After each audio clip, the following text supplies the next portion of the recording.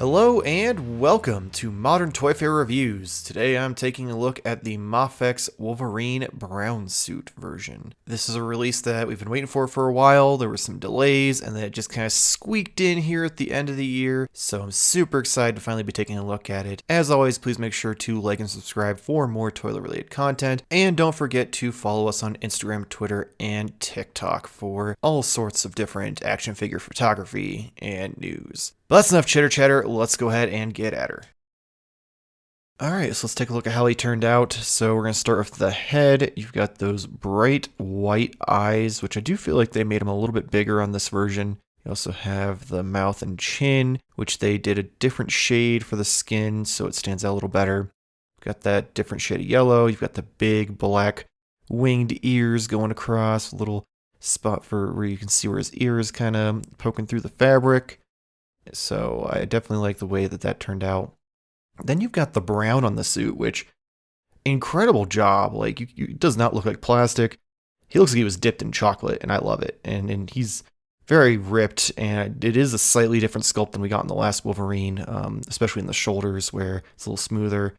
The belt is attached in the back, and then it does float a little bit, so you can kind of adjust it as needed. The arms. Again, slightly darker skin tone than they used last time, and then the hair, of course. And then it does just look like they dipped his entire forearm in chocolate. And then you've got the little brackets in his gloves for the claws. And going further down, you've got the legs, which you can't really tell. There is some like shading to it, but nothing crazy.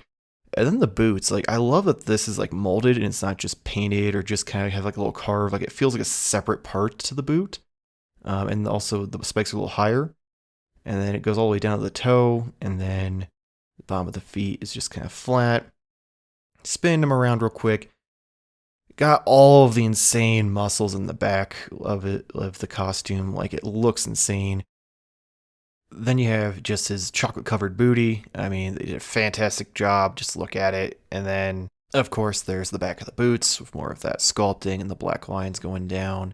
So overall, they did an incredible job. On to some articulation. So the head, of course, goes and has all sorts of tilt because you do have the two joints in the neck and in the head. And they do have that weird, like, crooked neck peg, which, oh, didn't mean to drop that. As you can see, you can twist it around to kind of determine how much you can look up or down. I prefer to be able to look more up than down because even if you move it, it still looks pretty good looking down. Like it doesn't improve it that much. It does twist all the way around. And then of course you have the torso, which again, two separate joints, one in the hips and one in the chest. You get some twist. You can get all sorts of different angles and pivots. You get quite a bit of ab crunch. You can kind of adjust it as you want. Forward and quite a bit back. You just get that kind of opening in the front if you go too far back. And moving on to the arms though, go up past 90. It does have that butterfly joint, so you do get all sorts of range of motion, forward, back, up, down. You can also swing all the way around. You have the bicep swivel, double jointed elbows, and of course the wrist peg that does go forward and back and twists all the way around as well. Get that back on there. There we go. And moving down to the legs, so it does go out about that far to the side, and then you can pull it down and you can get all the way out 90 degrees forward, a little bit back, and then double joint knee.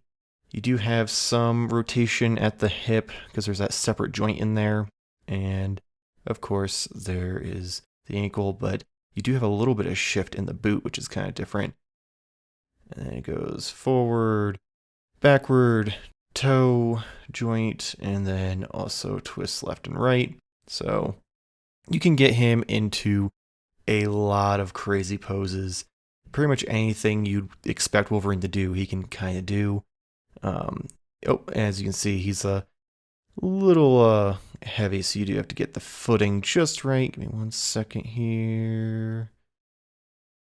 Come on. There we go. But yeah, you can get him in just about any pose you want. Alright, as for accessories, we have a couple alternate heads. This one's kind of like the grinning face. He's got that little smirk on there. Beyond that, not much difference. And then you have the unmasked head with that screaming face. You do get this awesome folded back mask for the unmasked head, which goes on pretty easily. So you just pop the head off and fold this over, and it is a pretty like flush fit. I really like the way that it just kind of lays perfectly on there and it looks really good.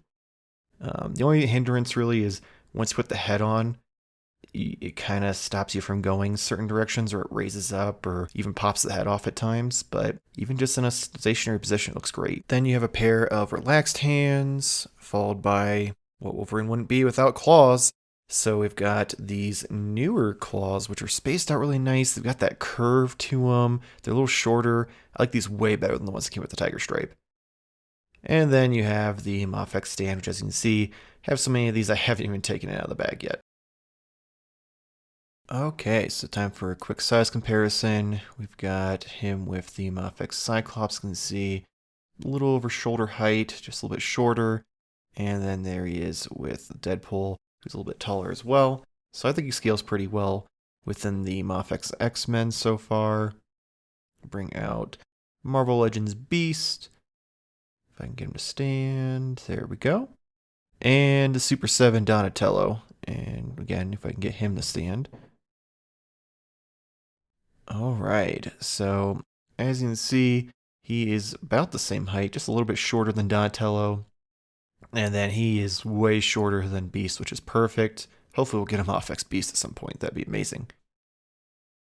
And then we have him next to the Mafex Dark Knight Returns Batman and the Ripley from Fortnite Victory Royale series of Hasbro.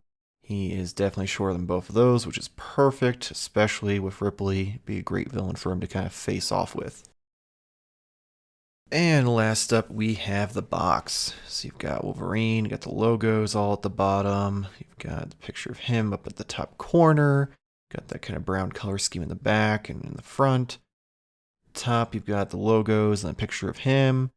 Sides, more photos and logos, and other side, same as well of him leaping.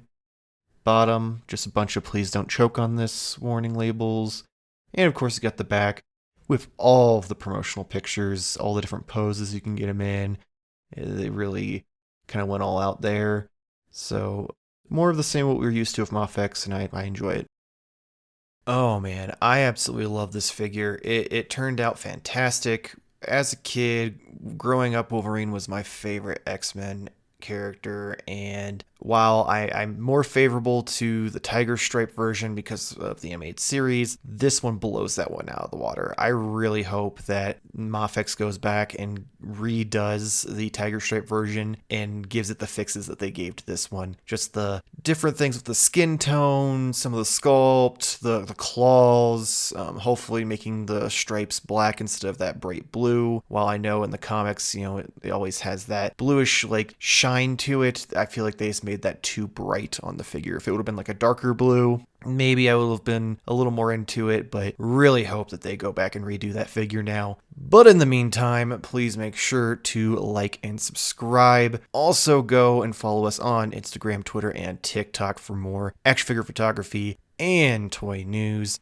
And of course, let me know in the comments below what you thought of the figure. If you were on the fence, if this swayed you one way or the other, if you're waiting for your pre-order to come in, let me know what you think. But hopefully we'll see you next week, same toy time, same toy fair channel. Thank you for watching.